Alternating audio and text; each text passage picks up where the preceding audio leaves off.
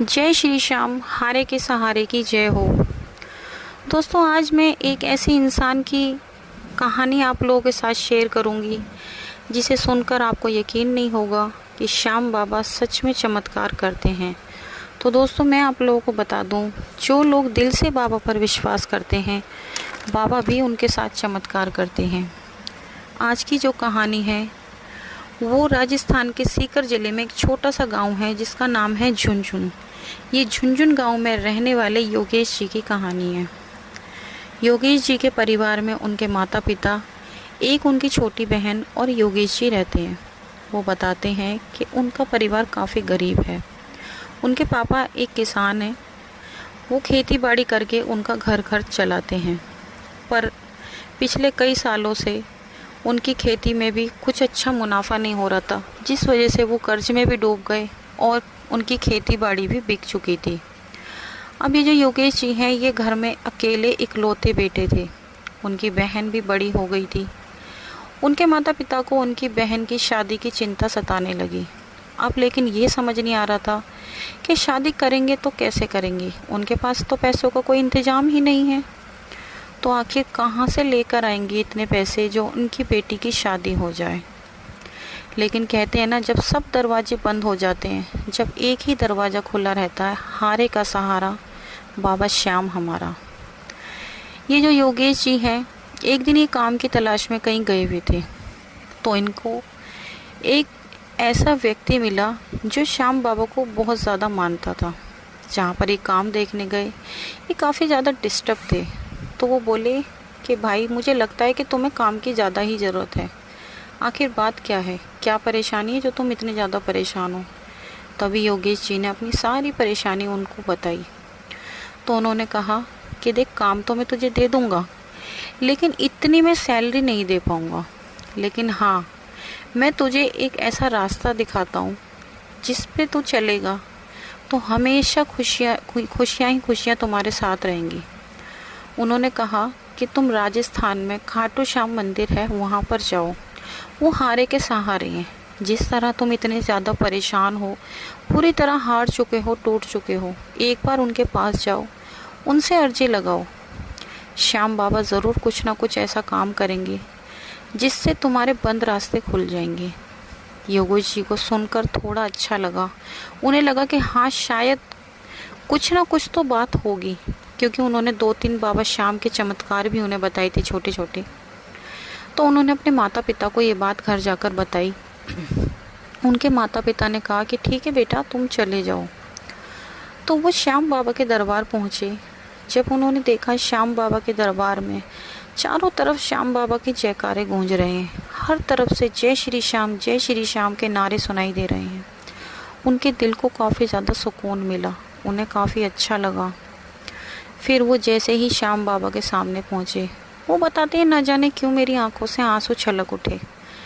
मेरे को ऐसा लगा जैसे मैं किसी अपने के पास आ गया हूँ, या मुझे कोई ऐसी चीज़ मिल गई है जिससे अब मेरा सारी परेशानियाँ ख़त्म हो जाएगी।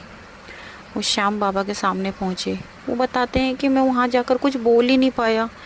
मेरे को समझ ही नहीं आया कि आखिर मुझे कहना क्या है। मैं घर से सोच कर गया था, मैं वहाँ जाकर ये कहूँगा, ये वो कहूँगा, ये मांगूँगा, वो मांगूँगा, लेकिन मैं वहाँ पर जाकर कुछ बोल ही नहीं पाया।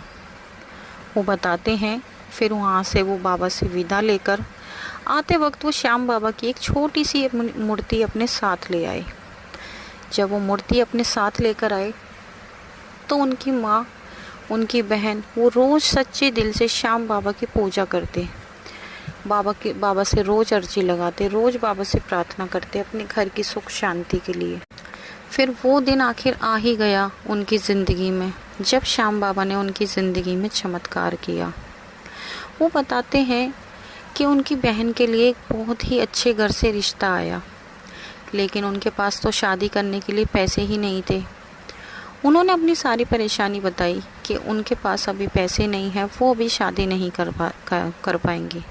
लेकिन लड़के वाले इतने अच्छे थे, उन्होंने कहा, हमें आपसे कुछ भी नहीं चाहिए, हमें सिर्फ अपनी बेटी दे दीजिए, हमें आपसे और कुछ नहीं चाहिए। वो बहुत ही अच्छा परिवार था, बहुत ही प्यारा परिवार था, और तो और वो जो परिवार था वो श्याम बाबा को मानता था।